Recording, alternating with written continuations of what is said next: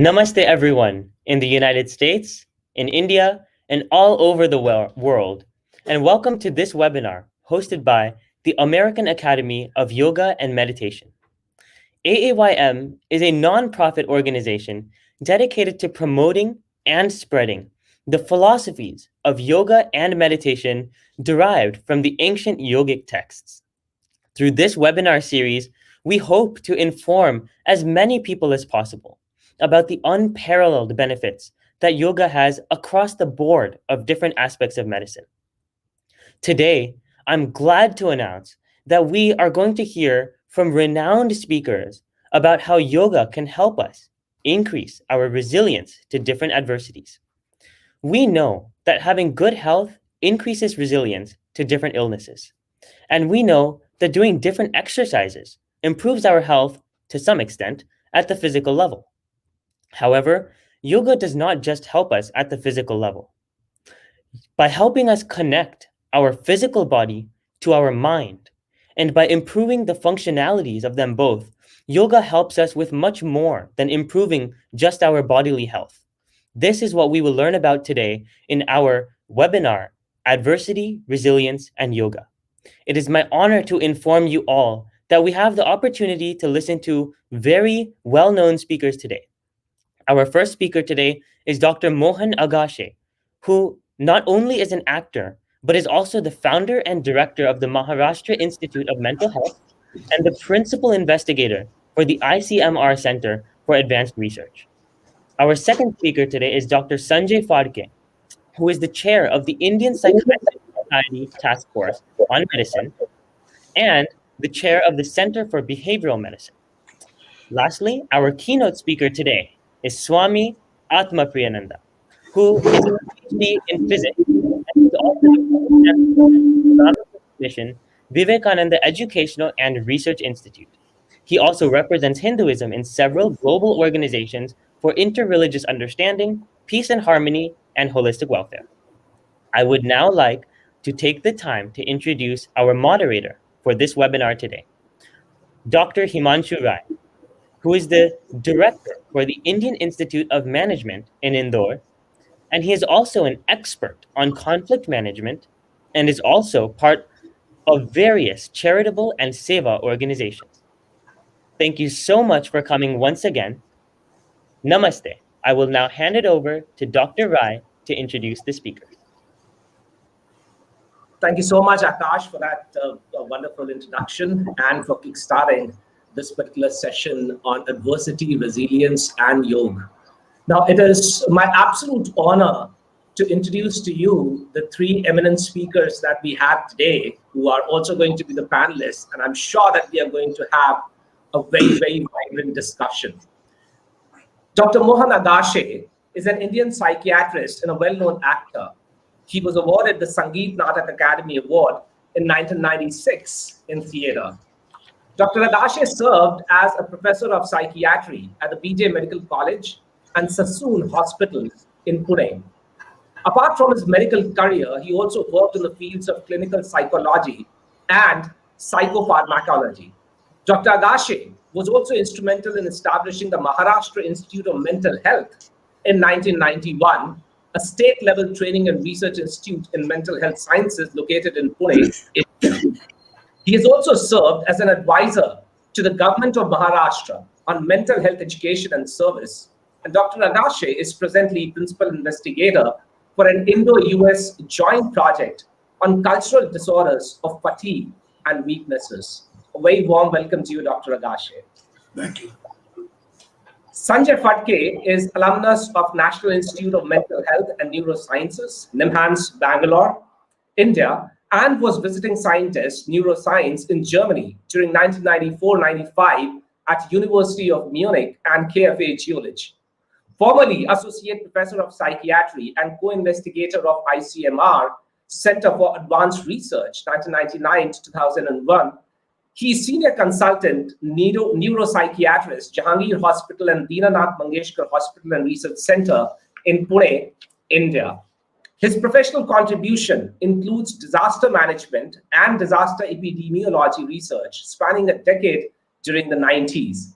His association with philosophy and practice of yoga and vipassana started 3 decades ago, which he learned in the traditional way. He has organized several conferences in India and abroad on yoga and health promotion. He was the official speaker at the first International Yoga Conference at New York 2018, organized by the government of India. A very warm welcome to you, Sanjay. And finally, we have Swami Atmapriyananda. Swami Atmapriyananda is the Vice Chancellor of Ramakrishna Mission Vivekananda University, a multi-campus university trying to actualize Swami Vivekananda's educational wisdom and vision, and devoted to teaching and research in a variety of unique fields. A very warm welcome to you, Swamiji. Ladies and gentlemen, Yoga Karmasu Kaushalam, chapter 2, Shlok 50 of Gita, talks about yoga. It says that a yogi is a person who does whatever he or she does well. And by corollary, what it also means is that if you practice yoga, you will do whatever it is that you wish to do. You will do whatever it is that you believe your swadharma is very, very good. When we talk about adversity, in particular, adversity is a situation that puts our back against the wall. It's a situation which plunges us into fear. It induces pain, it induces stress, it induces fear, it induces hate. Now, the problem that I see in particular, when it comes to something like pain, I think the biggest terror of pain is that the body gets used to it. The biggest terror of fear and hatred is that the mind gets used to it. And then it's merely a matter of time when the soul itself gets so calloused that nothing really works. And I think this is where yoga comes in, because when you are in the times of adversity, therein comes the human being's capability to be resilient. And resilience is this capability to bounce back. Resilience is this capability to actually have some kind of a control over the adversity, to manage adversity, or if not, to be able to move beyond that adversity. Now, this is what adversity and resilience have meant to me. So I'm going to open the discussion by asking our speakers as to what do they think about adversity and resilience. So just your opening comments. Dr. Agashe, we'll begin with you. Well, there are, see, when I worked in Latur in the disaster management after the earthquake, at the end of 5 years, I came to conclusion there are two types, primarily. There are people who take adversity as a challenge, and there are people who take adversity as a lifetime excuse. Now, our job is to identify you belong to which category, and then transform him to the category where you look at adversity as a challenge. And that's where yoga and resilience comes in. Thank you so much. I think that was some beautiful point that you made, that you can either take it as a lifetime excuse or you can take it as a challenge. And when you spoke about challenge, you're actually talking about perhaps some kind of an opportunity. Sanjay, what do you think? Yes. I think we'll have to. Yeah. Fine. Am I audible, sir? Yes, you are. So thank you. So, see, Professor Agashe and I together had this experience of working through several disasters, and we were also involved in you can say, a very formal epidemiologic study, a very long-term, one of the largest global study, you can say, community-based. And based upon those experiences, as well as the research that I have been later involved with, I can say that in some way, resilience is a very fundamental property of life, you can say. So we all are meant to be resilient. That is how actually the whole evolution has happened. We have survived until now, through millions of years. And as Professor Agashe said, to further kind of take this point further, about this adversity as an opportunity, I think it is perhaps a very major stimulus. Adversity actually stimulates the best in us. And the next point is that how we really take that. That do we really take hardship head on? Do we really voluntarily accept it and want to work through it, or are we really sort of averse to that? So it is basically on this bifurcation that we are today perhaps going to talk more. So we are going to talk, maybe some people, as he said, are perhaps more lucky. They are born more resilient. Some people are more blessed. But the most important point to us is that, can resilience be learned? Can we acquire it? Can it be acquired by the communities? Can it be acquired by the individual? And how do we do that? Because if we have the possibility to acquire resilience, wonderful. That's really wonderful. I would say it's like an evolution in our own lifetime. That from being a fragile being, I am helping myself actually to being a more resilient and robust being.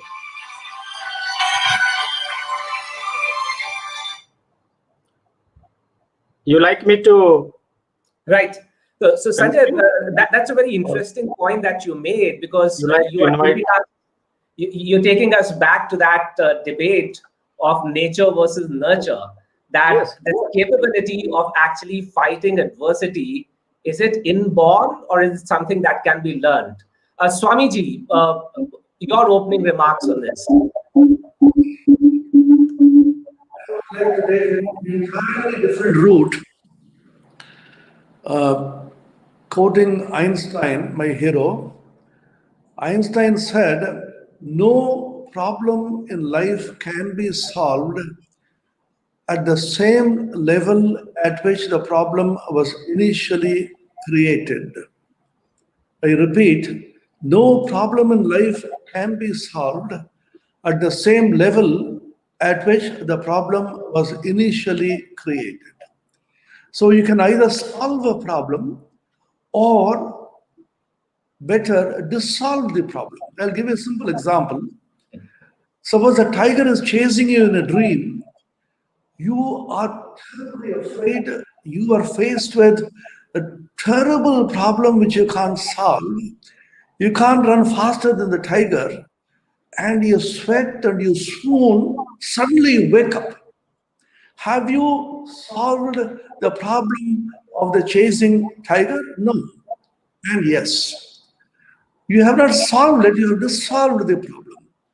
So, yoga teaches you how you can raise your level of consciousness to an entirely different level when the problem itself ceases to be a problem. Don't see a problem and increase your resilience to face the problem. That's a reproach which will never end and which will never reward you with success. Thank you so much, Swamiji, for those opening remarks. Now, clearly, this has set the ball rolling. The way you people have actually defined adversity and the way you people have defined resilience clearly comes from three different perspectives. And if I may add, perhaps a fourth perspective as well. And this also brings us to an extremely important point, that while resilience is an important ability as it has come out for individuals, there was a recent study which I did with two colleagues of mine, in the lines of in the face of the pandemic. And one of the things that we found out was that wherein there was this individual anxiety because of the pandemic, there was also a phenomenon of collective anxiety. The entire collective masses of people were anxious together. And we realized that to actually counter collective anxiety, you need to perhaps also develop collective resilience. And therefore, resilience is important not just for an individual, but also for a collective. Now, what does it mean to you as an individual? And can you cite an example from your own life as to how you have actually built resilience, or how you have actually helped somebody build resilience? I'll start again with you, Dr. Agashe.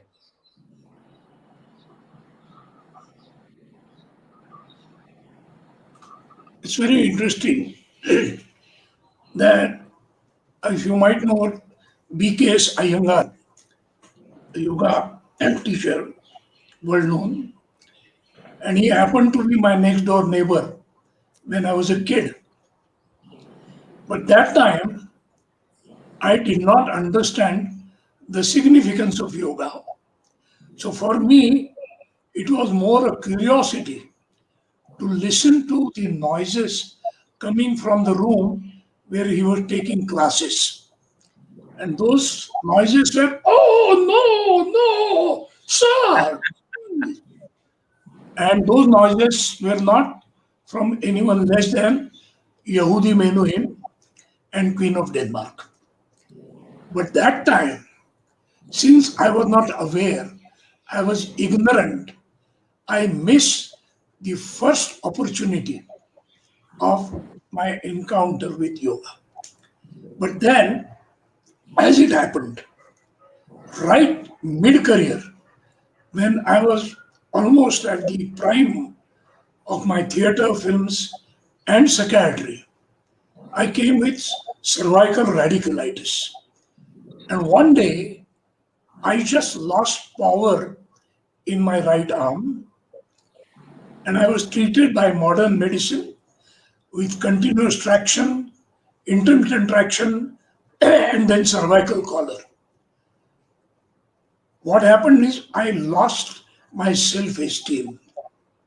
I felt diffident and I felt I can't do anything. And I remembered my childhood. By then, a younger had moved from one room kitchen tenement to a younger yoga institute and had become a world known figure with a star in his name in the sky. So I went, stood in front of him and said, Anna, as we call father here, said, this is what I have. Can you do something or should I continue with what I'm doing? So he asked me to join his medical class. And that was my real encounter with yoga for next 4 years. And then I understood what resilience means. It means to blow away your ignorance. You become aware of so many things which you have but are not aware of, including the body spaces, the body sensations. I started really finding new parts in my body only because I started with yoga, which I was not aware of earlier. And through that, my self-esteem came that I can do things.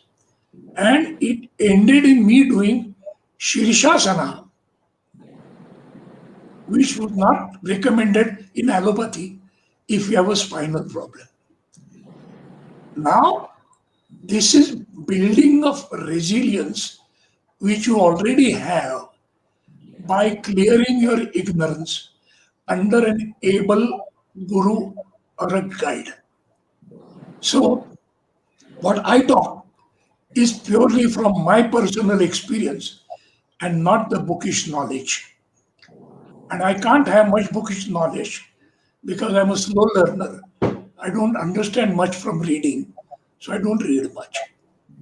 But I try to do things, and my encounter with yoga through Iyengar brought in so many changes in my attitude, in my tolerance, in my way of looking at things, attitudes. That is what I believe is resilience. And today, also, I think that is what helps me to achieve peace. Thank you. Thank you so much, Dr. Agashe. And I know this is just the first phase of your life that you've spoken about, and there are two more phases where you have had these brilliant experiences with yoga. Now, when we talk about yoga, many a times there is this very narrowed vision of looking at yoga only from the perspective of asana and pranayam, whereas it's Ashtanga yoga that we talk about. And if you look at Patanjali's Yoga Sutra, you would find that you have Yam, Niyam, Asana, Pranayam, Pratyahar, Dharana, Dhyan, and Samadhi. And therefore, there is much more to yoga than simply a set of exercises as the world in the West would probably talk about in terms of asanas or the breathing exercises in terms of pranayama. Swamiji, would you like to talk a little bit about yoga and how broad this vision of yoga is? I would like to look at yoga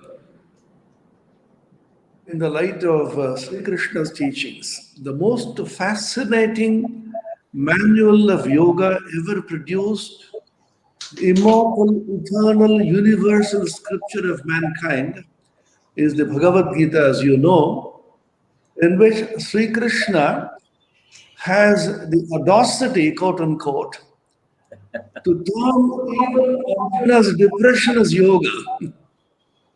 When I read the Bhagavad Gita as a child, I was so amused and intrigued that Arjuna getting into depression is also termed as Arjuna Vishada Yoga. From that Vishada arises the great teaching of the Bhagavad Gita. And Sri Krishna teaches Arjuna resilience, not in the way of facing the war, but transforming and elevating his own consciousness in such a way the warness of the war vanishes. This is my fundamental take on yoga, because yoga enables you to elevate your inner consciousness to a completely different level, in which the problemness of the problems vanish. And for the resilience you talk about in English, which is in Sanskrit, titiksha. Tan titikshasva bharata is a statement in the second chapter of the Bhagavad Gita. Titiksha, resilience, as we talk about, is not stoic bearing with things, cheerfully or not. It is not stoicism, but it's a kind of vision in which you see that the problems that you face are not problems at all. I'll just quote a line from G.K. Chesterton and stop. G.K. Chesterton, the famous essayist, has a very funny essay, a small essay called On Running After One's Hat. We read it in school. The story is a fat English gentleman had his hat blown off in gale and wind, and he was chasing that hat. Everybody is laughing. He was feeling a very low self-esteem, a fat man chasing a hat.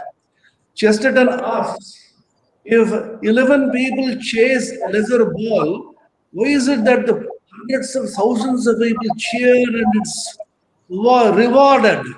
It's a huge festival, the football and the soccer. So why don't you take the chasing of the hat to be chasing of football? And he says people go for adventure, invest money, time, energy to chase a rock which they want to climb, the peak of the Himalayas which they want to conquer, and tremendous hardships they go through, and they do not consider them to be hardships, but they happily go through it. It's an adventure. Chesterton therefore says, an inconvenience is only an adventure rightly considered, and an adventure is only an inconvenience wrongly considered. It's how you look at it rather than looking at it as a problem and developing resilience. It's a change of consciousness, not only attitude. Tan titikshasva bharata. The problem actually doesn't exist. You change your consciousness and see the world is playing. Hundreds of thousands of things are happening. A child doesn't look at anything as a problem, and look at nature playing around. So enjoy the whole beauty of nature and the hundreds of thousands of happenings there, not labeling the happenings as adversities and problems. Thank you so much, Swamiji. Bhuya eva mahabaho shrunu me paramam vachah yat teham priyamanaya vakshami hitakamyaya. Now, this is how Krishna started talking to Arjun, telling him about his Virat Swarup and then subsequently linked to yoga. And very beautifully, you have started us on this particular element of yoga, quoting from the Gita. Now, clearly, this talks about a much universal definition and understanding of yoga itself. Sanjay, what's your view on this? Yeah, thank you for unmuting me. In continuation with Agashe sir, like he recounted his personal experience, so let me also recount my personal experience. Again, going back to the disaster management days, I of course worked nearly for a decade in disaster management and different disasters. But there's a story of the first disaster in which I worked and researched was the earthquake in Marathwada region of Maharashtra in the year 1993, nearly 30 years ago.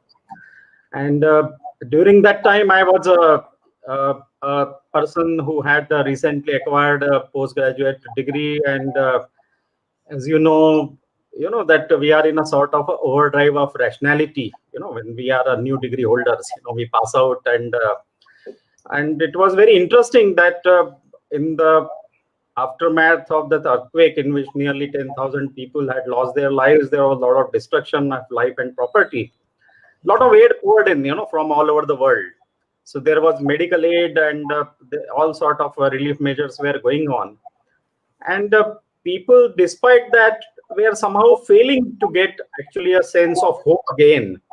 And then some elders actually in those rural areas, they suggested that why not organize actually Murari Bapu's epic. He used to very famously, about the Ramayana and Mahabharata were very famous epics, which actually display that how a human being has to face adversity and then has to come out winner.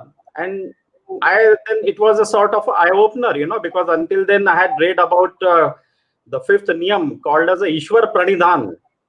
And of course, Ishwar Pranidhan is a very, you can say, very profound concept, which has many shades of positive emotions in it.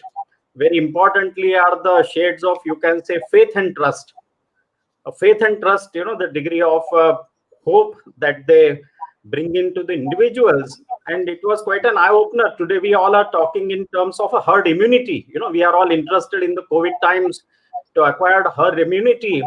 And it was much later, reflecting on my experiences, that I realized that if we really wanted to have at a community or a herd or a mass level, we perhaps need to resort back, to this whole idea of, as Himanshu ji rightly said, that sometimes we look at yoga, which is it's a very narrow meaning, something which happens on the mat. No, perhaps, and as a behavioral science background person, I'm most interested in the yam niyam aspects of it, of course. So that was you can say, like Agashe said, that his ignorance was dispelled. So was my ignorance dispelled.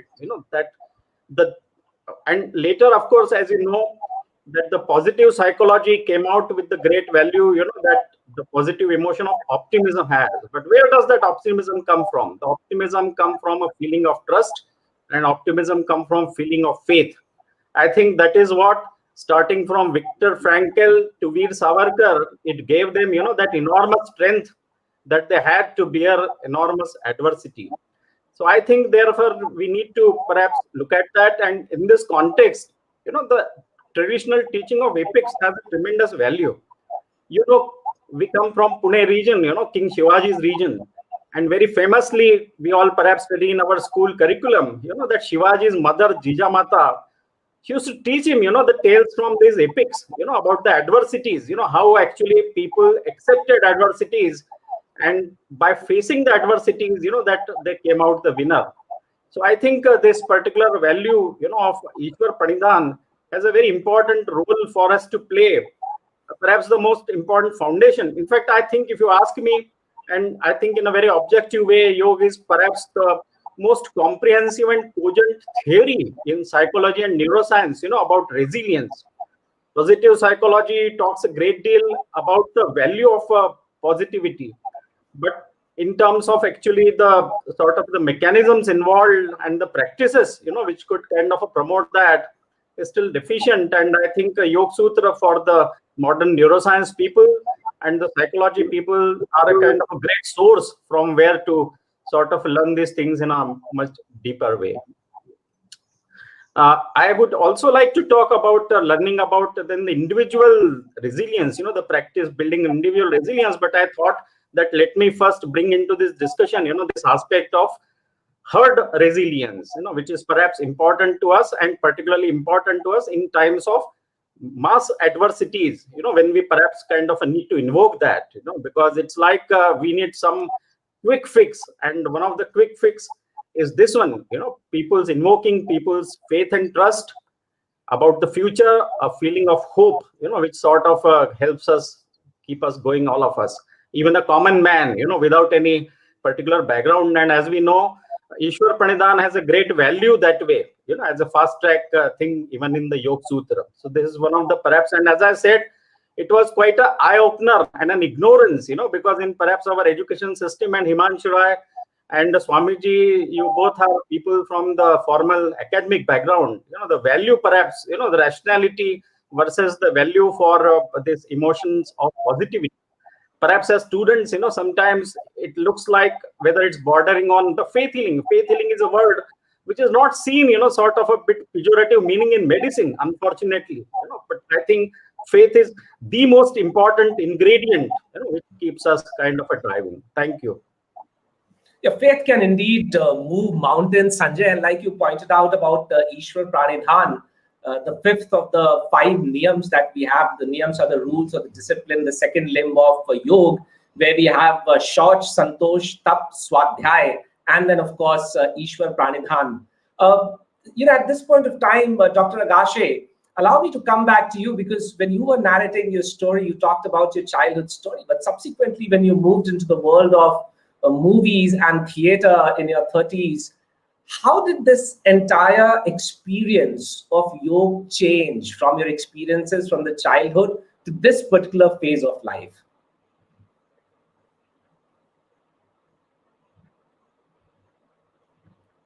You'll have to unmute Dr. Agashe.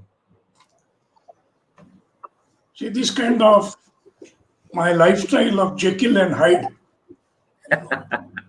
Now, what happens in our curricular development? In school and college, we do plenty of things. And all the activities which have to deal with performance are called extracurricular. And all the cerebral activities are called curricular. And as we develop and go further in our formal education, gradually our extracurricular activities drop and we remain only with our cerebral skills. In my case, my interest in acting, I used to do many things. I used to play, I used to swim, I used to act, I used to participate in elocution. But by the time I reached medical college, many other activities were dropped. And probably I would have dropped acting also, because the social pressure is, now that you are in a professional college, you must focus. But in my case, I met some friends who were so good that I decided to continue with my acting. And initially I thought those were like 2 parallel tracks. One is to survive and other to make survival meaningful. But some experiences told me that they are interconnected, actually.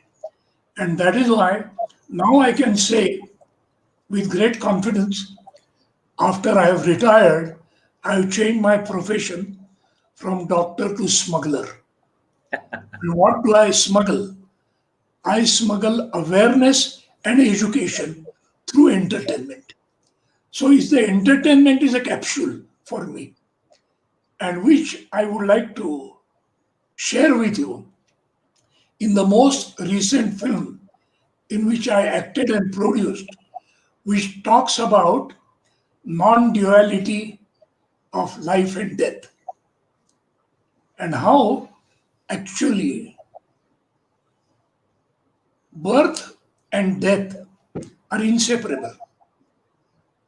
Actually, they come together, live together, and live together. Because Fantastic. body is a temporary residence for the soul and mind. And this film, which is based on this book, is something I would like to share and show.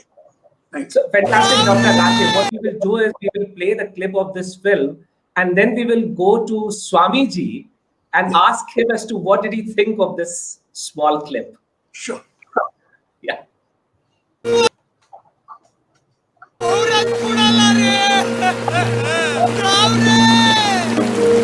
चार दिवस झाले पोर परत गेलेला रामजीच्या हातात तोंडाशी आलो तू पोर. बाबा दमा नाहीये रामजीच्या सोनीचे this तरी भरले होते का रामजी सारखा रामजी सोनाला म्हणतो माझा लोक मला परत दे. सण होत नाही चोरंडा शिवाची काळजी आली का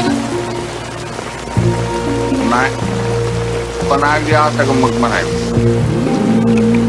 अहो रामजीदाला पलवायचं का आता तर त्याचं लेकरू गेलंय कसं म्हणायचं त्याला चल म्हणून हा हा ना रामजी नुसते सुन्न बसून राहिले आता आबाळ कोसल्यावर काय करल माणूस मी विठ्ठलाला दोष नाही देत फक्त माझी 30 वर्षांची वारी त्याच्या समोर टाकतोय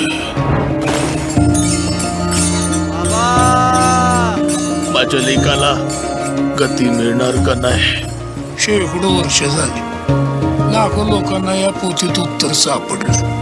कुणाला इथं कुणाला तिथं अशी कुठे ना कुठं उत्तर सापडलं असणार. उत्तर आपल्या जागीच असणार. कुणाला सापडलं कुणाला नाही सापडलं.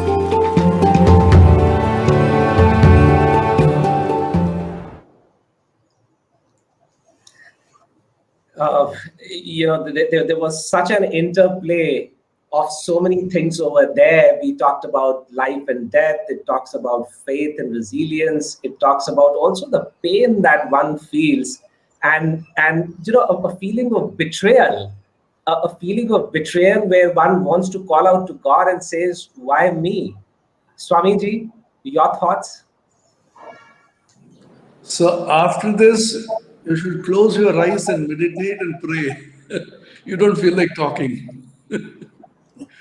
It's so moving and so touching and connects to your life. You see, on the subject of Ishvara Pranidhana, I am very so pleasantly surprised that Dr. Sanjay brought this up topic, because faith is something which unfortunately our so-called rational education has completely robbed us of. Faith is the most fundamental urge in the human soul, and most of you may be aware how Carl Jung, the famous psychiatrist and psychologist, broke away from Sigmund Freud, his guru, found so many patients of his terminally ill, declared by doctors as almost dead, recovered through the power of prayer. Whole life he was trying to investigate how this can happen. More things are wrought by prayer than the world can dream of. So the power of prayer is something which brings within not only resilience, the power to be able to face any situation in life smilingly and happily. Always tears come to me when I think of Draupadi's incident in the Mahabharata. That helpless lady being heckled and tortured by Dushasana, with 5 of her husbands sitting there, Bhishma Pitamaha, one of the greatest of spiritual giants, hanging his head in shame, Dronacharya and Karna clapping and enjoying the whole thing. That helpless woman was crying and pleading and asking for help. Finally, when she turned to Sri Krishna, "Oh Krishna, I am helpless. He Krishna, Achyuta he Pandavanam Sakhe Kwasi Kwasi Suyodhana Dupatam Ho Rakshamam Maturam Ityukto Kshaya Vastra Samsidadanam Yopalayada Draupadim Pratrana Parayanasya Bhagavan Narayano Me Gatihi." Famous shloka by Shankara. Whenever you face adversities, whenever you are in trouble, the God alone is your only gati. Turn to Him. In the philosophical side, God or the infinite is your shock absorber. Adversities are shocks that come to you, and the shock you pass on to the infinite. You don't try to tackle them on your own. You are powerless. We are small little beings. Pass on this shock to the infinite. As beautifully Dr. Sanjay ji said about the Ishvara Pranidhana, I asked one of our very senior monks, why Patanjali talking about yoga suddenly into Ishvara? Because his idea of Ishvara is completely different. He is a Purusha Vishesha Ishvara. Then the Swami said, you see, he was talking from his own experience. We always believe it's my personal faith and practice. The easiest way to attain anything in life, dharma, artha, kama, moksha, go to God. Oh God, I am helpless. Please give me this. And is God not omnipotent, infinitely powerful to be able to give you this? And are we not His children? Christ said in the Bible, which one of you being cruel, if your child comes to you asking for a piece of fish, give him a snake? Which one of you being cruel, if your son comes and asks for a piece of bread, give him a stone? If you, being so cruel and selfish, can be so compassionate to your children, how much more will the Heavenly Father be? That faith in the infinite, faith in God is what moves everybody. It can differ. Einstein said, my religion consists of a humble adoration of an illimitable intelligence, which our dull faculties can comprehend only the most primitive form. Srinivasa Ramanujan, the great mathematical genius of India, when he wrote down those famous theorems in his notebook, Professor Hardy, his mentor, was simply stunned and astonished. He said, Ramanujan, where do you get these from? As a shy little kid, Ramanujan said, sir, in the night I get some dreams of my Kuladevata, Namakal goddess, Namagari goddess, that Devi comes and wakes me up and then tells me, please note down these theorems. And I note down.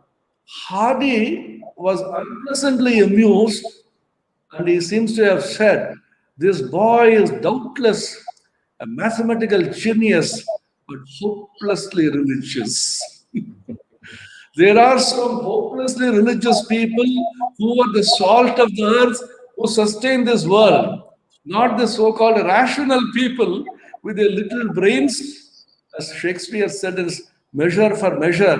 Man, little man, proud of his brief authority and most ignorant of what he is most sure of, his glassy essence, makes such fantastic gestures before the high heavens, which makes the angels weep. Coronavirus has shown us the smallest of the tiniest of the virus, which is supposed to be non-living, suddenly comes to life. All your Nobel laureates and biologists and immunologists and virologists are simply smashed. All their pride is crushed by the little fellow, and God knows when this will go. There is the criticism about some women in some village, perhaps in Maharashtra, sitting down in a corridor and praying to God, Goddess, oh Goddess, Mahamari, please help us, please go. And the so-called scientists repeated, oh, this kind of science superstition should go. Then I asked them, These illiterate women singing the glory of God are so full of joy. They are facing the situation with smiles. Can you, with all your science and virology and immunology and biology, are able to do this? You are shaking in fear.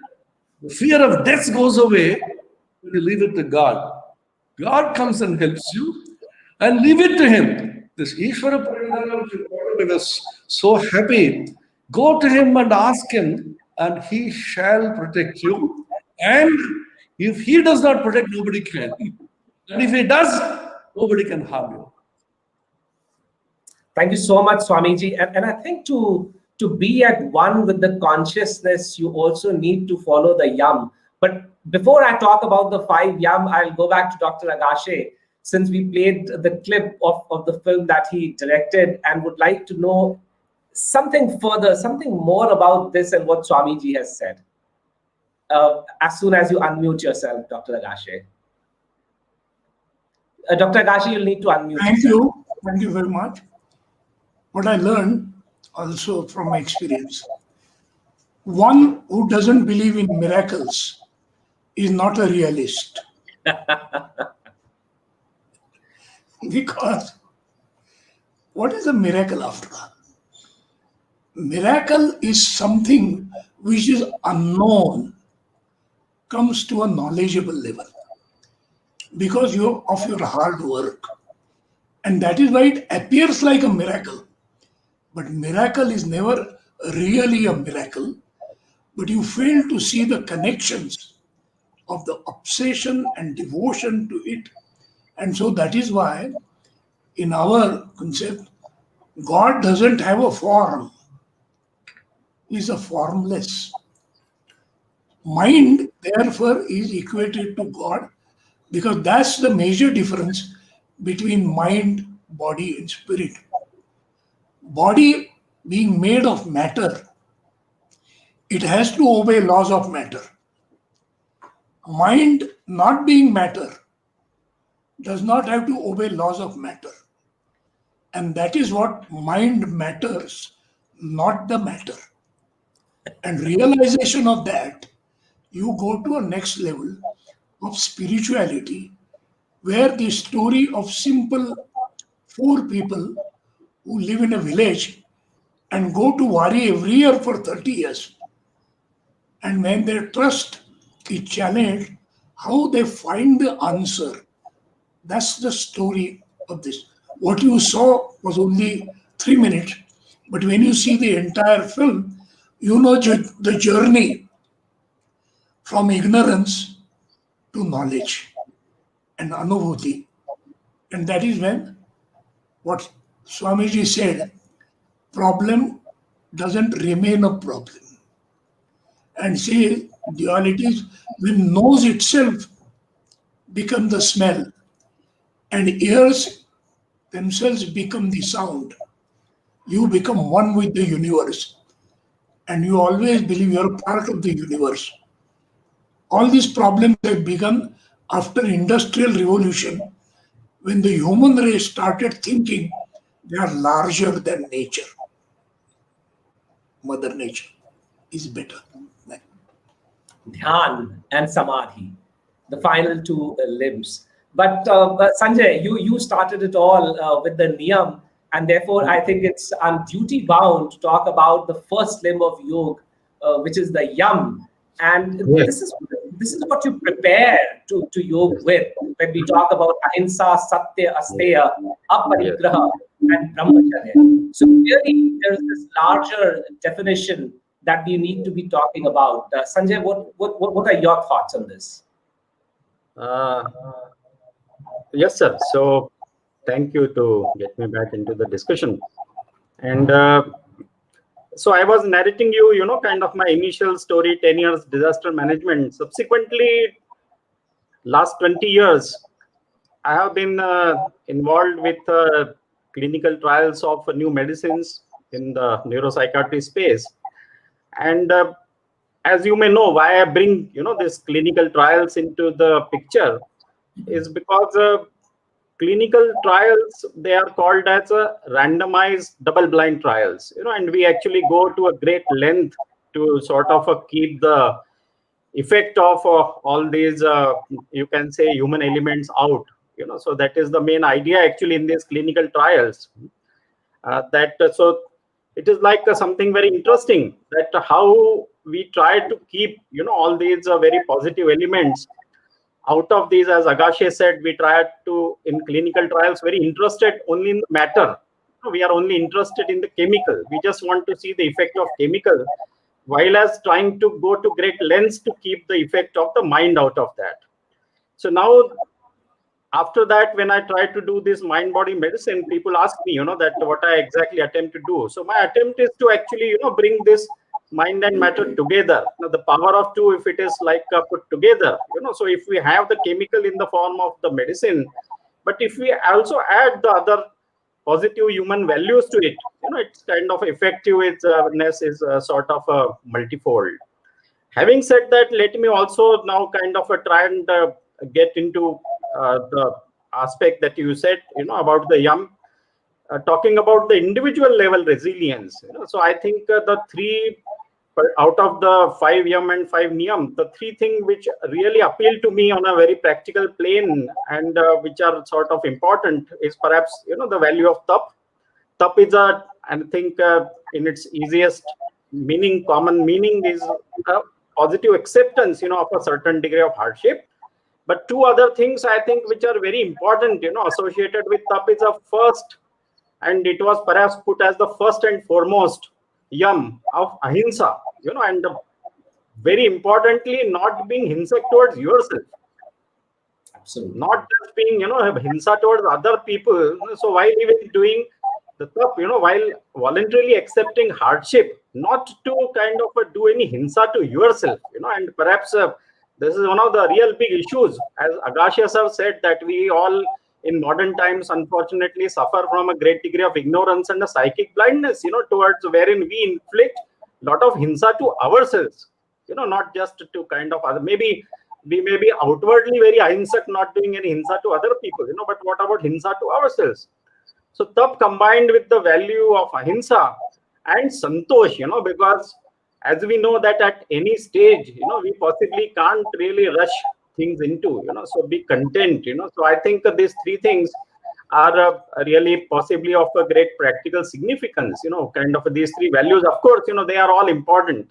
But I think in addition to Ishwar Pranidhan, to my mind, they really sort of are the important guide with regards to development of this individual resilience. So if I had to put it, the whole thing in perspective, it is something like that instead of avoiding actually the hardships, I voluntarily sort of accept the hardships, because even as the praniti, as the fall of asan, as it describes, tato dvandva anabhigat, by exposing yourself to polarity, only that you are going to sort of get mastery.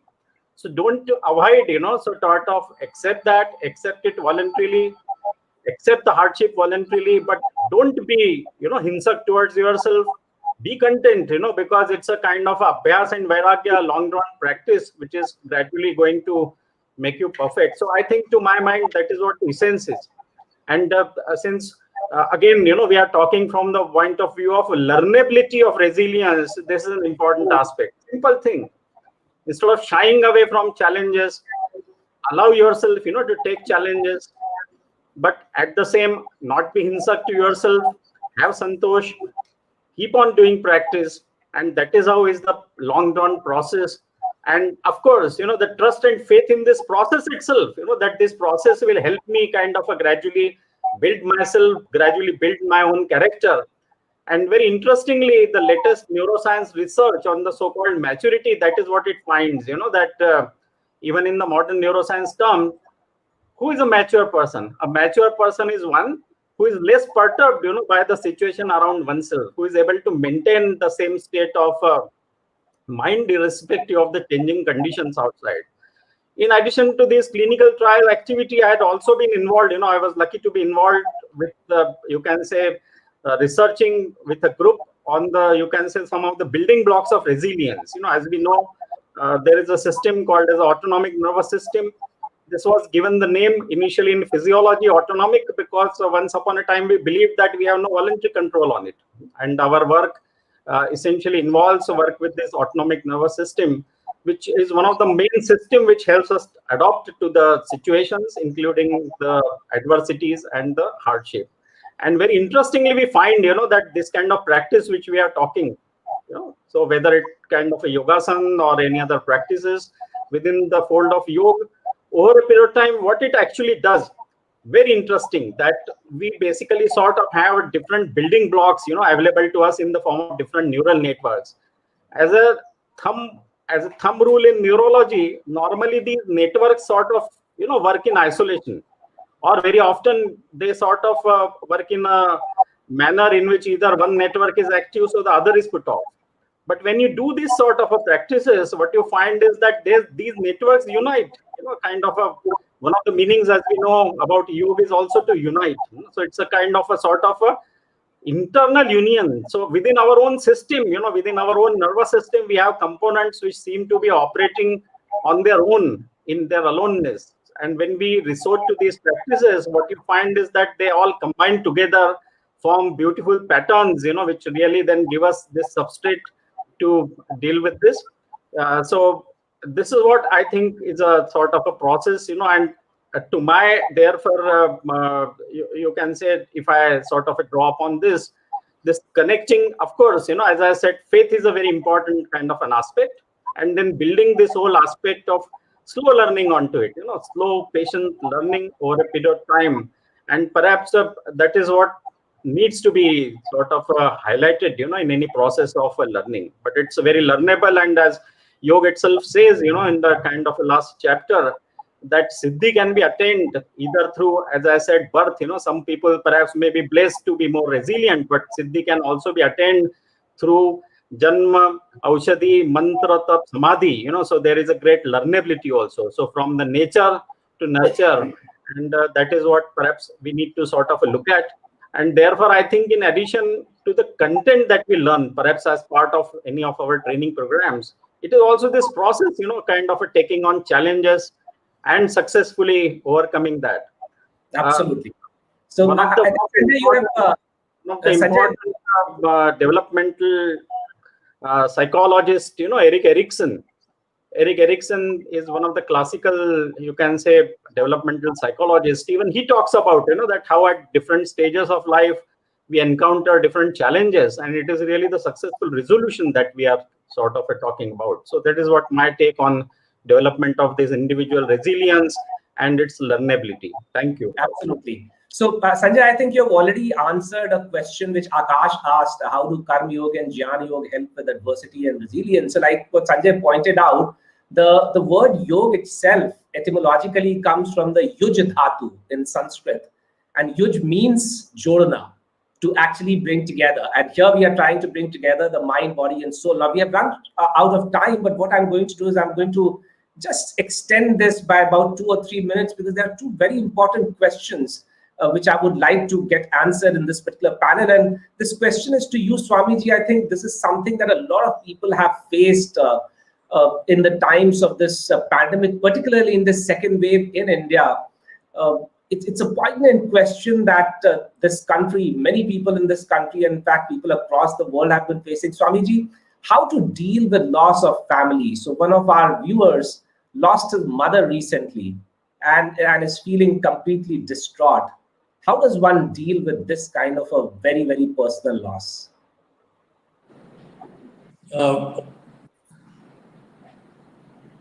Dr. Agashe's film is the answer for that. Many things happen in life in spite of ourselves. There is a beautiful statement made by one of the American disciples of Swami Vivekananda. She is a lady, Miss Josephine McLeod. She said, "The world refuses to be cast in the individual's pattern, and that gives us a way to become free. We want the world and life to be cast in the pattern in which we have imagined. This ought to happen this way. My life should take this turn. My family, my children should move in this direction. But it doesn't happen according to your plan. I do not know who plans your life. Maybe God, maybe you, maybe your mentors. But something peculiar happens in life by which life takes peculiar turns and twists, which we have to encounter and face. And therefore, the idea which Sanjay ji brought up about Santosha and Titiksha. Santosha is a state of mind, it is not laziness. It is just you know you will get only what you actually deserve. The law of karma, which is very important for Hinduism and Buddhism also, your karma determines what you are going to get. Most of our depressions and most of our failures is because I imagine I deserve this. Why not me? That fellow, much less talented than me, he got it. Why not me? Swami Vivekananda said famously, remember, you get only what you deserve. Nobody can take away from you what you deserve. And nobody can give you what you do not deserve. It's extremely unfortunate that people lose their dear and near ones, their parents, and then their children, and so on. It's extremely painful. But you do not really know the laws by which these things happen. And therefore, you have to reconcile and accept certain things and face the challenges. There's an interesting story in the life of Swami Vivekananda. You know, he's such a powerful monk and so self-confident about himself. He talked about faith in oneself all the time. Once, when he was in Varanasi as a parivrajaka, peripatetic monk, he was chased by a group of monkeys. You know, in the Durga temple in Varanasi, these monkeys are very notorious. They're very hefty fellows.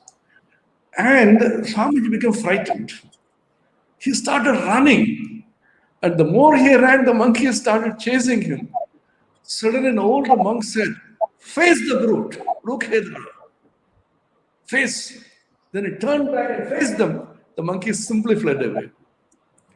Swamiji quoted this story so many times in his later lectures. He said, face the challenges, face problems. And after all, the problems may not be of that magnitude which you imagine that they are. When you face them, you feel, oh, they are not such a terrible things. I have been dealing with boys in the colleges and universities all my life. Before the exam, immediately they draw conflict. Oh, my preparation is not good. I can't do, nor I will do the exam next year. I used to call it Arjuna syndrome. Arjuna, just before the exam, he said, I can't face the war. All that Sri Krishna told him was face it. You are a Kshatriya. And do not imagine that the problem is that big. If you face it, then the power of the problem itself becomes less. And as history will tell you, the best in you is brought up through problems, through challenges. When you have adversities, the best in you comes up. Swami Vivekananda has a beautiful poem in English. He writes, the wounded snake its hood unfurls.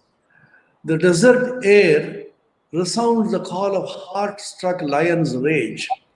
The cloud pours forth a deluge strength when lightning cleaves its breast.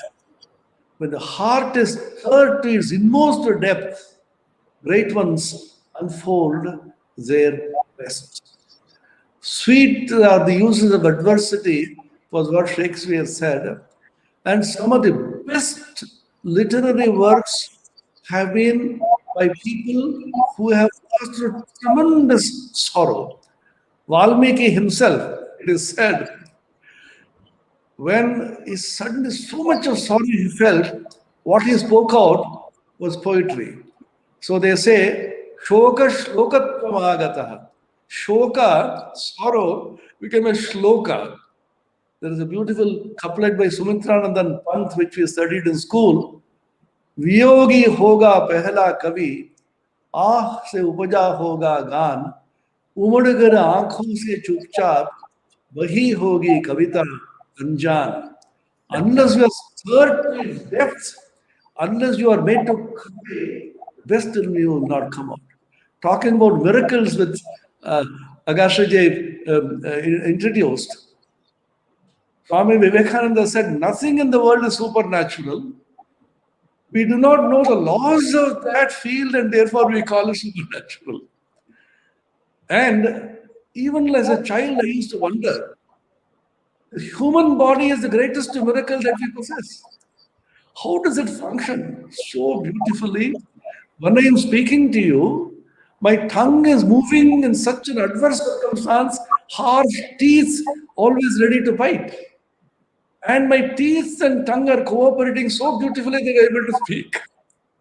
And when the tongue by mistake bites if the teeth by mistake bites the tongue, what will you do? Punish the teeth or the tongue?